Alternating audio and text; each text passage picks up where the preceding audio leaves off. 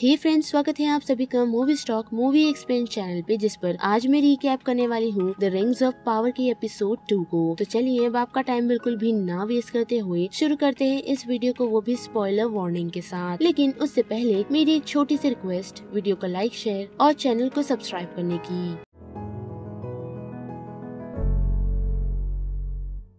Second episode की शुरुआत हमें एलेनोर से दिखाई जाती है, जो उस शख्स को जब देखती ही खड़ी होती है तो उसी दौरान उसके साथ ही पहुंच उसे जब उस सिचुएशन से ले जाने की कोशिश करती है तो गलती से एलेनोर उसे गड्ढे के अंदर गिर जाती है, जिस कारण वो उस इंसान के पास जाकर उसे हाथ लगाने की कोशिश करती है, जिस कारण उस शख्स की आँख खुल जाती है और वो एलेनोर का हाथ पकड़ता है और काफी तेज चिल्लाता है, जिस कारण हम उसके आसपास की चीजों को हिलता हुआ देख सकते हैं, मानो जैसे उस शख्स के पास किसी तरह की पावर हो। और थोड़े समय बाद वो एलेनोर को देख शांत हो जाता है और फिर से बेहोश, जिसके बाद एलेनोर अपनी फ्रेंड को ये कहती है कि उन्हें उस शख्स को एक सेफ लोकेशन पर छोड़ना होगा, जिसके लिए वो दोनों काफी मेहनत कर उस शख्स को एक जगह पर छोड़ देते हैं। और साथ ही इस बात को लेकर वो काफी कंफ्यूज है कि आखिर में वो शख्स है कौन। और वही बात करें अराउंड वीर की, तो हम देख सकते हैं कि वो लोग उस बर्बाद हुए शहर को चेक करने के लिए पहुँचते हैं, जहाँ उन लोगों को एक भी जिंदा इंसान नहीं मिलता। लेकिन उसी के साथ वहाँ उन लोगों को एक गड्ढा मिलता है, जिसे कोई खोद कर कहीं जाने के लिए रास्ता बना रहा हो। और उसे देख एराउंडिल ये डिसाइड करता है कि वो उस गुफा में जाकर ये चेक करेगा कि आखिर वो रास्ता जाता कहाँ है। और वो ब्राउनविन को ये कहता है कि शहर में जाकर बाकी लोगों को इन बातों के लिए आगाह कर दो। और फिर हमें कैलेब्रिम बोर्ड दिखाया जाता है, जिसने एनरोल को ये बताया है कि उसे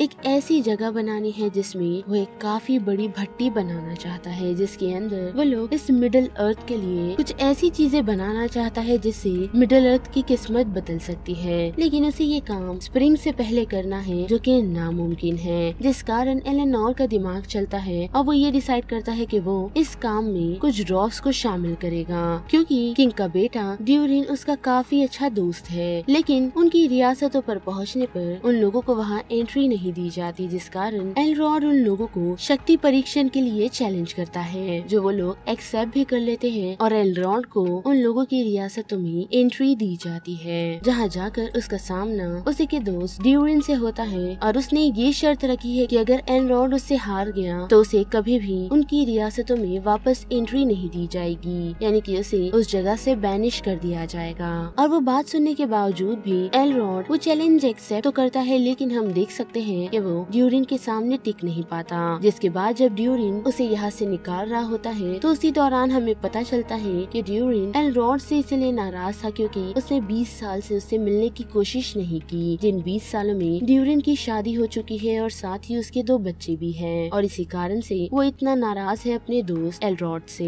लेकिन एलरॉड के कहने पर वो उसे अपनी वाइफ से मिलाने के लिए ले जाता है, जहाँ पहुँच उसकी वाइफ डीसा एलरॉड को उन्हीं के घर रुका लेती है। और थोड़ी नोक झोंक के बाद एलरॉड अपना प्रस्ताव ड्यूरिन के सामने रखता है, जो प्रस्ताव फिलहाल के लिए हमें अभी तक नहीं बताया गया। और उस प्रस्ताव को सुनने के बाद एलरॉड का वो प्रस्ताव जाकर ड्यूरिन अपने फादर ड्यूरिन थर्ड के पास रखता है, जो बात सुन उसके फादर को एलरॉड के इरादे ठीक नहीं लग रहे और उसे एल्फ पर भरोसा नहीं। लेकिन ड्यूरिन फोर्थ इस बात की कंफर्मेशन देता है कि एलरॉड बाकी एल्फ जैसा नहीं है, जिसके बाद हमें पता चलता है कि उसके डैड उन लोगों पर इसीलिए शक कर रहे हैं क्योंकि कुछ समय पहले ही उन्हें कोई चीज मिली है जिसे उन लोगों ने संदूक में रखा है और वो हमें दिखाई नहीं गई। और फिर से आए एलेनोर की तरफ तो हम देख सकते हैं कि दूसरी सुबह वो फिर से उसी शख्स से मिलने के लिए पहुंची है और उससे बातचीत करने की कोशिश करती है, जिसके साथ साथ हम उस शख्स के आसपास कुछ विस्पर्स सुन सकते हैं। लेकिन इतना ही नहीं, बल्कि उसने स्टार्स की किसी तरह के नक्शे को बनाया है, जहाँ में भी वो शख्स रहता होगा, जो चीज एलेनोर को समझ नहीं आती, जिस कारण से वो शख्स की मदद नहीं कर पाती। लेकिन उसी दौरान उसे उसकी दोस्त घर ले जाती है, क्योंकि काम करते वक्त उसके डैड के पैर में चोट लग गई है, जिसका जिम्मेदार एलेनोर खुद को ही ठहराती है, क्योंकि उसने अपने डैड की हेल्प करने का वादा किया था, जो वो नहीं कर पाई, वो भी उसी शख्स के कारण। लेकिन फिर भी हम देख सकते हैं कि रात के वक्त वो अपनी दोस्त के साथ उसी शख्स के पास वापस आती है, जो जुगनुओं की मदद से उन्हें वही स्टार वाला मैप बनाकर बताता है, जिससे एलेनोर को ये समझ आता है कि वो किसी तरह के तारे को ढूंढने की कोशिश कर रहा है और वो ऐसे एक शख्स को जानती है जो इसकी कुछ न कुछ डिटेल्स दे सकता है। लेकिन इतना ही नहीं, बल्कि हम देख सकते हैं कि उस शख्स के उदास होने के कारण वो सारे जुगनूम मारे जाते हैं, जिसे देख एलेनोर की दोस्त काफी शौक है और साथ ही एलेनोर भी। उसी के साथ बात करें एरोंडेल की तो हम देख सकते हैं कि जब वो उस गुफाओं में छानबीन करने के लिए जाता है तो उसे वहाँ पर किसी के होने का एहसास होता है, जिसे वो मारने की तैयारी तो कर लेता है, लेकिन उसे कोई पीछे से खींच कहीं पर ले जाता है। और दूसरी तरफ ब्रॉनविन की बात करें तो जब वो गाँव वालों को जाकर उसे आ रहे खतरे के बारे में बताती है तो वो सभी उसकी बातों पर विश्वास नहीं करते और साथ ही एल्फ की मदद भी लेना नहीं चाहते, क्योंकि उनका ये मानना है कि अभी अभी उन सभी को एल्फ से छुटकारा मिला है। जिस कारण ब्रॉनविन ये डिसाइड कर लेती है कि वो अपने बेटे थियो को लेकर यहाँ से एल्फ के टावर की तरफ बढ़ेगी। लेकिन घर जाने पर वो देख सकती है कि उसके घर के नीचे भी किसी तरीके का रास्ता बना हुआ है, जो गड्ढा ठीक उसने उसी पास वाले गाँव में देखा था। लेकिन इतना ही नहीं बल्कि उसके घर की हालत काफी खराब है और थियो एक जगह छुप कर बैठा है, जो अपनी मॉम को ये बताता है कि जल्द से जल्द छुप जाओ। और थोड़े समय बाद हम देख सकते हैं कि उस गड्ढे से एक ऑर्क निकलता है और थियो की मॉम को ढूंढ निकालता है, जिसके बाद थियो और उसकी मॉम बड़ी ही मेहनत से उस ऑर्क को मार गिराते हैं। जिसके बाद थियो की मॉम उस ऑर्क के सर को ले जाकर उन सभी गाँव वाले के सामने रख देती है, जिसे देख सभी लोग काफी हैरान हैं और उस कारण से वो सभी ये डिसाइड कर लेते हैं कि उन्हें ब्रॉनविन की बातें सुननी चाहिए और सीधा एल्फ टावर की तरफ बढ़ना चाहिए। लेकिन जब वो सभी पैकिंग कर वहाँ से निकल ही रहे होते हैं तो उसी दौरान हम देख सकते हैं कि थियो फिर से उस चीज को चेक करता है, जो और कुछ नहीं बल्कि एक तलवार है। और थियो के जख्मी होने के कारण उस तलवार पर थियो का थोड़ा सा खून लग जाता है, जिस कारण वो तलवार खून को एब्जॉर्ब करने लगती है और मानो जैसे उस पर कोई काली चीज का साया हो, जिससे वो खुद ब खुद बनना स्टार्ट हो जाती है। लेकिन उसी दौरान थियो की मॉम उसे इंटरप्ट करती है, जिस कारण वो उस तलवार को रख अपनी मॉम के साथ एल्फ टावर की तरफ बढ़ जाता है। और रही बात गैलेड्रियल की तो हम देख सकते हैं कि वो पानी में तैरते हुए कुछ लोगों से आ मिली है, जो उसे बचाने की कोशिश तो करते हैं, लेकिन कुछ लोग उसके फेवर में नहीं होते।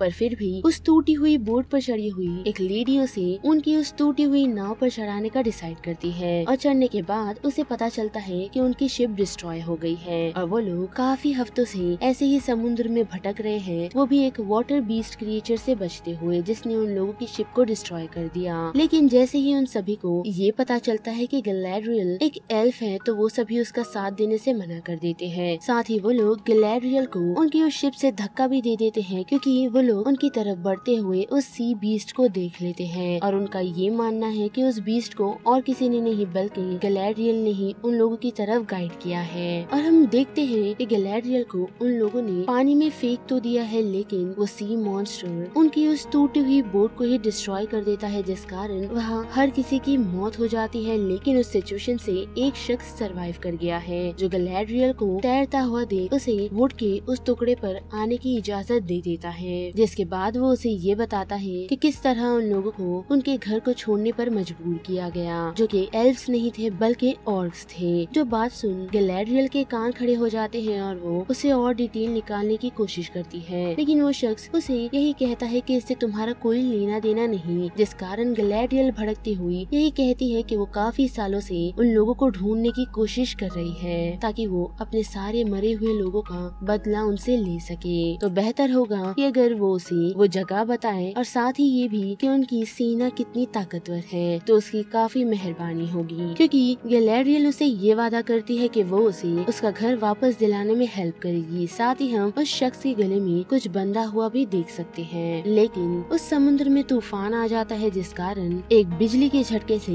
गैलेड्रियल बेहोश हो जाती है और सीधा पानी में गिर जाती है, जिसे बचाने के लिए वो शख्स पानी में कूदता है और गैलेड्रियल की तलवार की मदद से वो उसे रस्सी से आजाद कर वो खुद को और उसे प्लैंक पर वापस तो ले आता है, लेकिन वो दोनों बेहोश हो जाते हैं। लेकिन जैसे ही गैलेड्रियल की आँख खुलती है तो वो देख सकती है कि उनके सामने काफी बड़ा शिप खड़ा है और साथ ही एक शख्स। और यहाँ पर द रिंग्स ऑफ पावर की इस सेकंड एपिसोड का रिकैप खत्म होता है, जिस बारे में अब आप सभी की क्या राय बनती है उसे लेकर आप मुझे कमेंट सेक्शन में बता सकते हो। साथ ही वीडियो आपको पसंद आई तो वीडियो को लाइक, शेयर और चैनल को सब्सक्राइब करना मत भूलिएगा। बाकी मैं मिलूंगी आपको फिर किसी मूवीज या सीरीज की रिकैप के साथ। तब तक के लिए आप movie stock movie explain channel के बाकी वीडियोस को एंजॉय कीजिए। Till then bye.